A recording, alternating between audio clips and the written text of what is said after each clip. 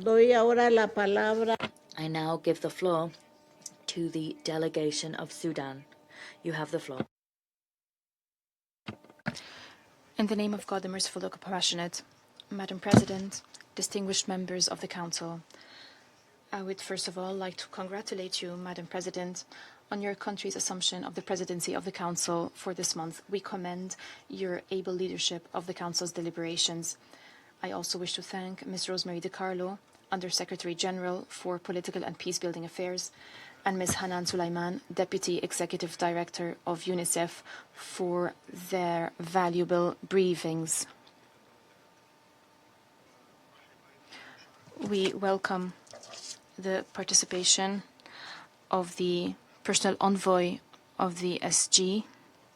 We hope his efforts contribute to ending the war in Sudan. We will completely cooperate with him to achieve this goal. Madam President, the government of Sudan has spared no effort in achieving peace. We accepted regional and international initiatives aimed at ending the war and addressing the humanitarian situation. We confirmed our readiness to engage with any initiative that would lead to ending the war. The Jeddah Declaration was signed in May 2023. However, the militia was intransigent and insisted on remaining in government institutions, public service facilities, citizens' homes, civilian property, and hospitals. This led to a flagrant violation of the Jeddah Declaration. This undermined the effectiveness of the declaration. Sudan has accepted a number of mediation efforts by countries from the region, the Middle East, and Europe. We also agreed to engage with the efforts of the United States administration and efforts undertaken by Egypt, Saudi Arabia, and Turkey to stop the war through the Quad, despite our reservations about the participation of the United Arab Emirates as a mediator. Sudan is already engaged with the Secretary General's Special Envoy. However, the government was not invited to participate in meetings held in Paris, Geneva, London, and Berlin. Sudan believes that any sustainable settlement must be purely Sudanese, Sudanese-led and Sudanese-owned, based on the will of the United Sudanese people. We welcome any external support that helps bring views closer and support peace efforts. Sudan further believes that the multiplicity of fora and negotiating tracks has hindered settlement efforts. Efforts are fragmented and lack coordination. In addition, some mediation processes have not included all parties and influential actors from the Sudan. And the root causes of the crisis has not been addressed so far. This is why we have not reached a solid strategy for peace. The position of the Sudanese government includes the following components and are clear. Protecting civilians through the approved national plan. Militia must withdraw from Darfur and Kordofan, as any truce, peace, or ceasefire pursued by mediators without the withdrawal of the militias from one state in Kordofan or one state in Darfur, that means that the country would be fragmented. Proposals were submitted to mediators to ensure that the RSF would withdraw. This is the only guarantee for the unity of Sudan and the halting of the war. Not obstructing humanitarian assistance is important. It is important to facilitate the passage of humanitarian assistance through routes, airports, ports, and the 10 designated crossings.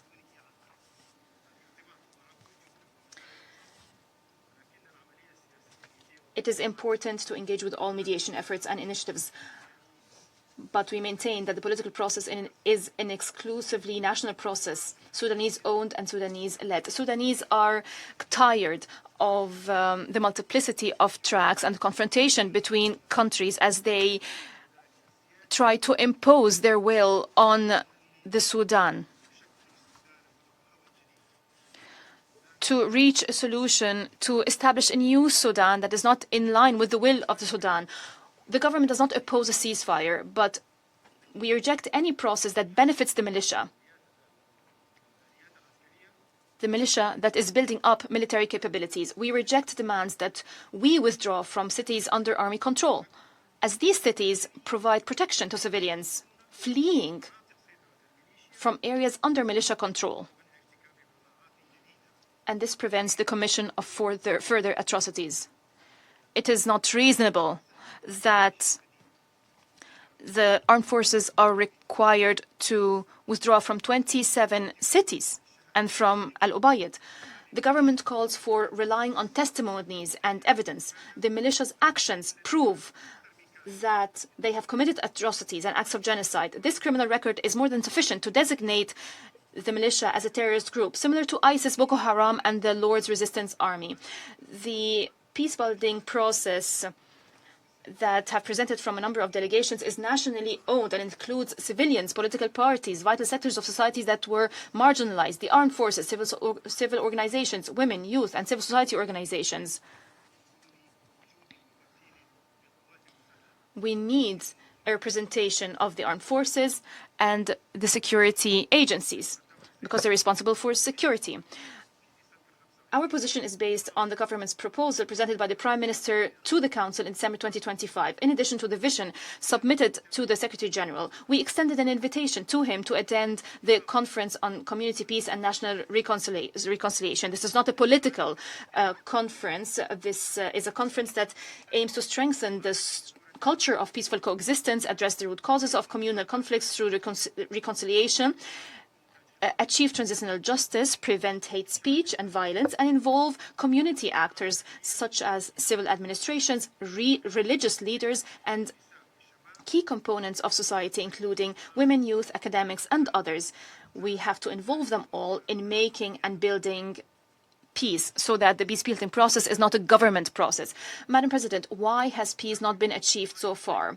Although the free world, the people of conscience, have condemned the atrocities and grave violations committed by the militia, some international actors have failed to fulfill their moral and legal responsibilities. They have instead pursued a policy of dissimulation and passive neutrality, equating thereby the two parties to the conflict. Foreign Policy magazine confirmed that such an approach failed to curb the war and provided a political cover for the militia, emboldening them to continue committing atrocities. Because of this false neutrality, the militia must be designated as a terrorist group, given that the legal elements of terrorism and genocide crimes and their executions, rape, sexual enslavement of women, and targeting even persons of disabilities, this all proves that they committed acts of terrorism. There has been systematic targeting of civilians with more than 200 drone attacks carried out by the militia. It also continues to pursue the partition plans, parallel governance structures, establishing a central bank. Emirati support to rapid support forces persists, and the support to the Emirati support to the foreign mercenary allies persists and opened additional military fronts across the Chadian and Libyan borders.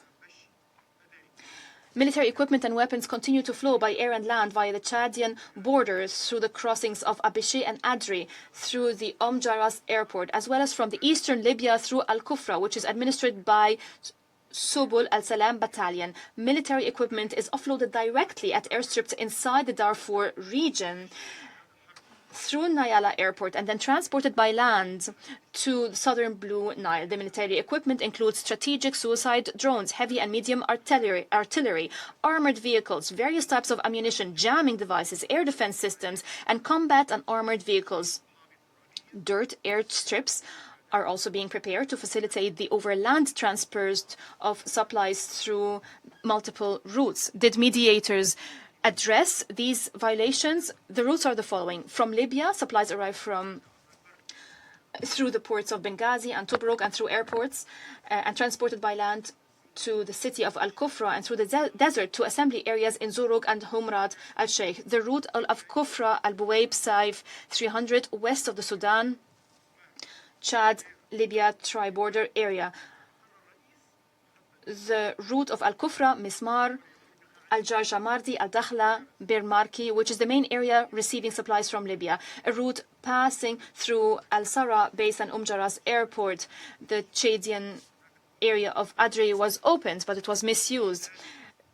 There is sustained funding that is being provided to cover the costs of military operations and political support. This grants legitimacy to the militia and provided with a lifeline to sustain a protracted war of attrition against the army. Medical and media support is being provided, including the transfer of injured militia leaders abroad for treatment. Media strategies are being used to improve the militia's image, including psychological warfare campaigns managed from within the UAE, the ongoing looting of precious resources such as gold, and the export of gold by the militia to the UAE continues. Gold smuggling last year reached 56 tons, valued at more than $7 billion. Intelligence and technical support is being provided through advanced electronic warfare technologies and sophisticated jamming systems. There is no advanced weaponry in the West that did not reach the militia. There is a logistical support center used for transporting UAE supplies to the militia in violation of Resolution 1591. It is used as a transit hub for transferring fighters, weapons shipments, and combat vehicles, air defense system, and other supplies into Sudanese territory in southern Blue Nile. Border airstrips are being prepared and supply and equipment lines established in Kurmuk and areas under militia control. There is a secret training camp in the region. Military vehicles and combat units participated in military operations in southern Blue Nile. The border with the Central African Republic is being used as a logistical corridor for foreign fighters, following growing ties between Abu Dhabi and the Central African Republic. Through the northeast of the Central African Republic, near the tri-border area close to the Sudan's border. Spartan and Gladiator combat vehicles have been supplied with transit hubs established in southern Libya and Chad.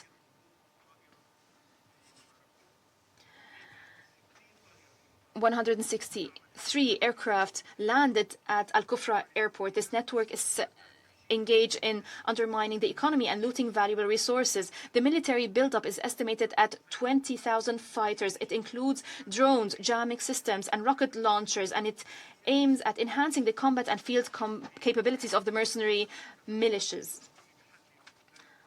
To force the armed forces to accept a solution that the military forces does not accept, that the Sudanese people does not accept. Regional sponsor and international sponsors of the militia seek to impose a military reality and alter the balance of power to thwart any move towards peace and to prolong the war. The aim is not to stop the war, but to destroy the army. On the 17th of May, 2026, a drone was shot down in the Al-Sunut area after violating Sudanese airspace over Kurmuk in the Blue Nile state. Its flight path was tracked, telemetry data analyzed, and they revealed that it was launched from a neighboring country. The drone bore the serial number S88 and had previously flew from the same airport, carrying out strikes against military and civilian targets in White Nile, Blue Nile, and Kordofan states. Other aircrafts were also tracked and found to have participated in the attack, targeting Khartoum International Airport and Western Omdurman and the Jebel Aulia area. On the 23rd of May 2026, another strategic drone was shot down near Damazin after entering Sudanese airspace from a neighboring country. There were strategic, complex logistical routes for transporting Colombian mercenaries were uncovered, facilitated by the UAE. Within the UAE, the mercenaries were received at a private airport in Abu Dhabi without their passports being stamped and were transported directly to a military base at Al-Wahba to receive military training from Emirati officers. The Libya transit route was also used. The mercenaries were transported by charter aircraft from Abu Dhabi to Benghazi in coordination with Khalifa Haftar's militia, from where they traveled in overload convoys through the desert to Darfur. There is the East Africa transit route. The mercenaries were housed in underground trenches within the police force base funded by the UAE and then flown through an airport operated by the Emirati company Terminal Holdings to Chad and from there to Niyala. And N'Djamena was also used as a rapid transit point to Niyala. Jaraz airport was, or rather, airport that I already mentioned was used and these airports were expanded under the cover of the UAE field hospital and used as a base for directing drones in support of militia operations. Nyala Airport has been transformed completely into a nighttime logistical supply base for the Rapid Support Forces, militia, and foreign mercenaries since its reopening in September 2024, with the construction of a dedicated mercenary camp consisting of containers and tents within the airport on modified Emirati weapons and equipment in violation of end-user certificates. The militia has been observed using weapons originally sold to the UAE armed forces as the end user. So the following weapons were used. Serbian-made 120 millimeters mortar ammunition imported through the company Adasi, a subsidiary of the UAE's Edge Group. Bulgarian-made 81 millimeters mortar ammunition seized from the Colombian convoys arriving from Libya. Emirati-made Nimr Ajban armored personnel carriers equipped with a French Galix defense system. Madam President, I would like to draw the Council's attention to the letter sent by the government of Sudan to the Security Council and the Secretary General of the United Nations concerning the grave violations suffered by civilian detainees and prisoners held in detention centers under the control of the Rapid Support Forces militia, particularly in De Grace and Shala. The detained are being subjected to horrible treatment, and there are serious practices related to human organ trafficking. These acts, if not met with decisive international action, then they constitute grave violations of international humanitarian law and may amount to war crimes and crimes against humanity. From Ris Rostrum, Sudan renews its call upon the Security Council and the UN and the International Committee of the Red Cross and all relevant international mechanisms to take urgent, just measures to ensure unrestricted access to detention facilities and to provide protection and humanitarian and medical assistance to detainees, and to conduct independent and transparent investigations and to hold all those responsible for those crimes accountable in accordance with international law. We welcome in this regard the initiative of the Secretary General's personal envoy concerning the exchange of prisoners under the auspices of the ICRC.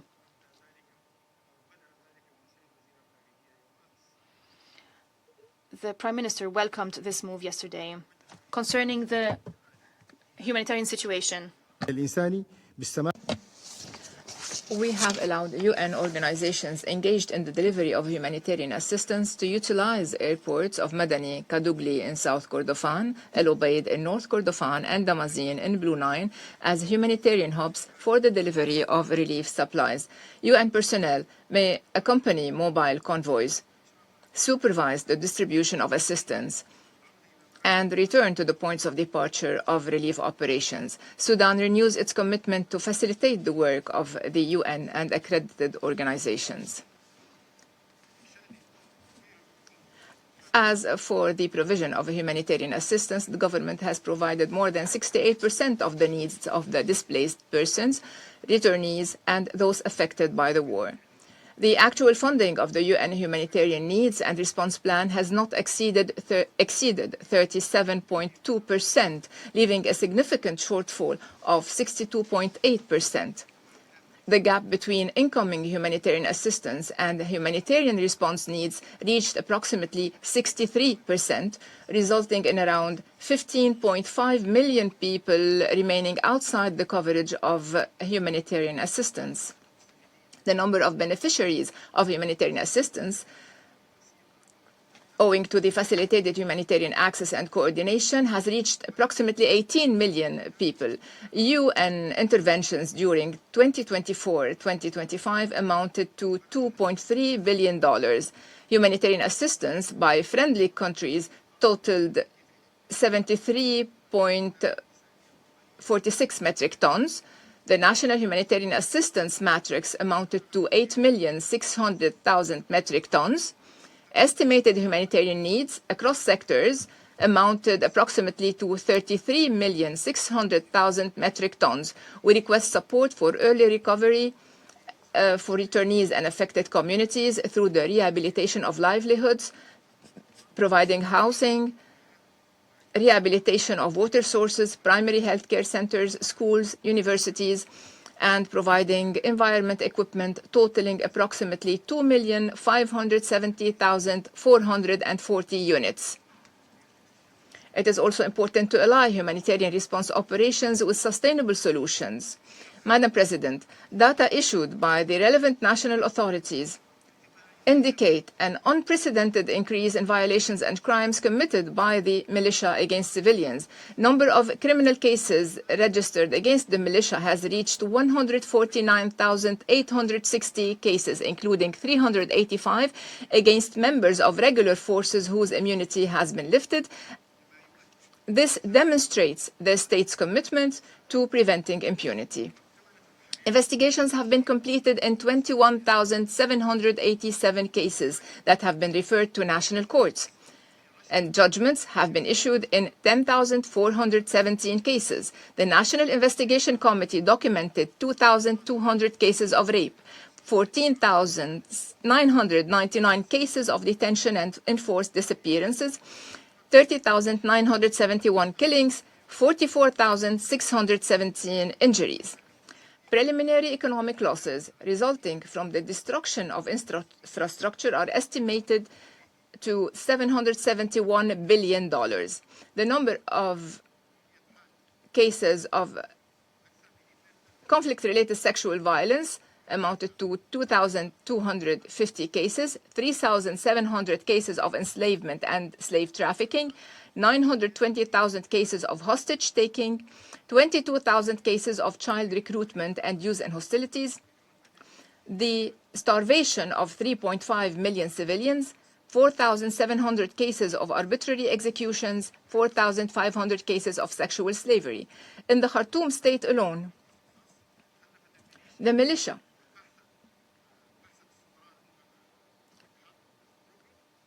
as witnessed by EU ambassadors, the militia left widespread destruction in various governmental, security, and service sectors. 33,000 buildings were reduced to rubble. The presidential palace and 29 ministerial buildings sustained severe damage, in addition to the extensive destruction of the General Command headquarters, the Central Reserve Forces headquarters, the Armored Corps headquarters, the premises of the General Intelligence Services, forensic labs, police facilities, and the destruction of a number of public facilities, service institutions, and economic centers.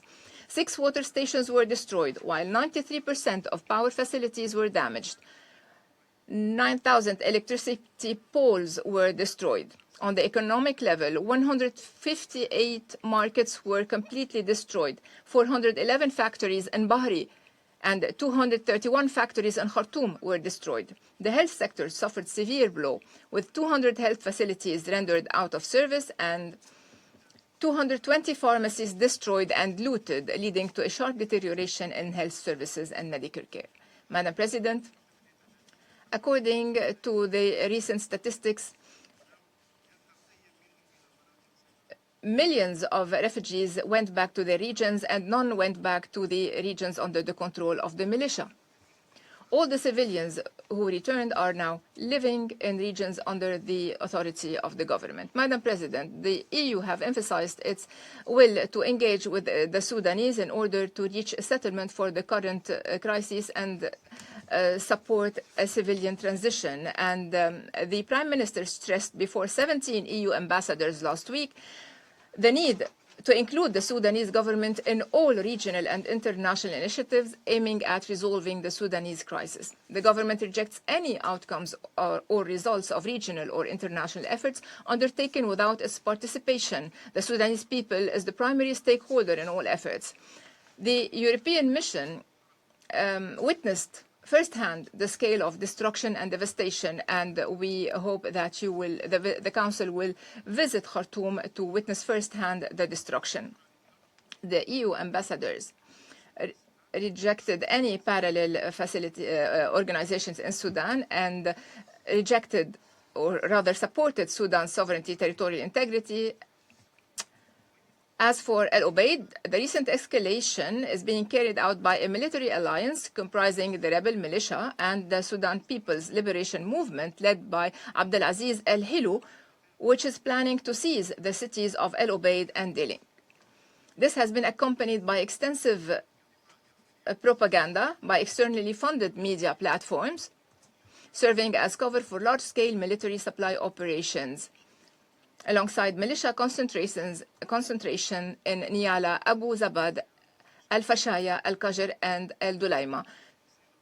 Madam President, in this context, we commend the efforts of the Special Envoy of the Secretary General and his recent efforts to take stock of the reality on the ground, to correct the flawed narrative that has provided an inadequate description of the crisis, and meeting tribal, religious, and Sufi leaders as well as opposition figures who have returned to Sudan. Guarantees will be provided for the return of those wishing to return and participate in the Conference on Community Peace and National Reconciliation. Sudan can cooperate with the United Nations regarding approaches to achieve peace in Sudan with the integration of armed movements and military formations with the objective of establishing a unified national army. Pressure should be applied to the Sudan People's Liberation Movement led by Al-Harith, which is allied with the militia which is igniting ethnic conflict, making Al-Harith an unacceptable leader to different components in South Kordofan. And to conclude, Madam President, our two accusations were made against Sudan. We heard that Sudan rejected two proposals this morning. The President was following this session and he sent me what he said, but it seems that Mr. Willis did not read that. It includes a schedule for the withdrawal and for establishing peace. And I would have read that statement to you if it did not reflect the U.S. engagement in the conflict. So regarding the repeated accusation of using chemical weapons by the armed forces, this issue should be left to the OPCW, since Sudan is a member of its executive board. And we have created a national committee that is engaging with the U.S. And the U.S. team has visited Sudan, and they have visited the areas where they said that our forces have used chemical weapons. And samples of the soil from 4 regions were taken. And therefore, until now, no proof has been submitted by the American establishment to prove that the Sudanese army has used chemical weapons. And the Sudanese ambassador in Washington has been engaging with different parties, and so far no evidence has been presented proving that the army has used chemical weapons against civilians. Therefore, we ask the Council, and if needed, I can submit a memorandum this week regarding the Sudanese engagement with the U.S. regarding this very serious accusation. So what are our demands? To mainstream the various mediation processes which have taken the form of external conferences whose hosts do not invite Sudan. The Council should support the Jeddah Agreement as the only achievement realized so far. The Jeddah Platform is the legitimate forum for resuming the technical talks initiated by the former Special Envoy Lamamra under the supervision of Special Envoy Havisto. The Council should support national ownership of the political process. There's a need to establish a border monitoring mechanism to detect arms smuggling through desert routes and across the borders. We have said that Sudan will not accept the expansion of the resolution to cover all Sudan, because it means that the army will not be allowed to acquire weapons to defend its territories. International partners can put pressure over the UAE to end providing the rebels with weapons, and the war would end. Therefore, we call for ending external interferences by implementing relevant resolutions, especially resolutions 1591 and 2736. And we call for ending drone attacks and attacks against civilians, ending military financial support provided by the UAE and some neighboring countries to the militia, and that are not being mentioned by the mediators. There's also a need to adopt strict measures to remove foreign mercenaries from Darfur and Kordofan. We submitted a list of their names to the Security Council. And also there's a need to implement the African Union Convention for the elimination of mercenarism. There's a need to sanction private security companies in the UAE involved in recruiting, training, and transporting mercenaries to Darfur, to prosecute entities proven to be involved in such activities, and to conduct the necessary UN investigations in the facilitation and coordination, to investigate the activities of the Global Security Services Group headquartered in Abu Dhabi, supporting investigations initiated regionally, nationally, or internationally concerning war crimes and crimes against humanity, and establishing a compensation fund for victims, survivors, and communities affected by the atrocities committed by the UAE-supported RSF militia, and compelling the militia to protect civilians. Thank you, President.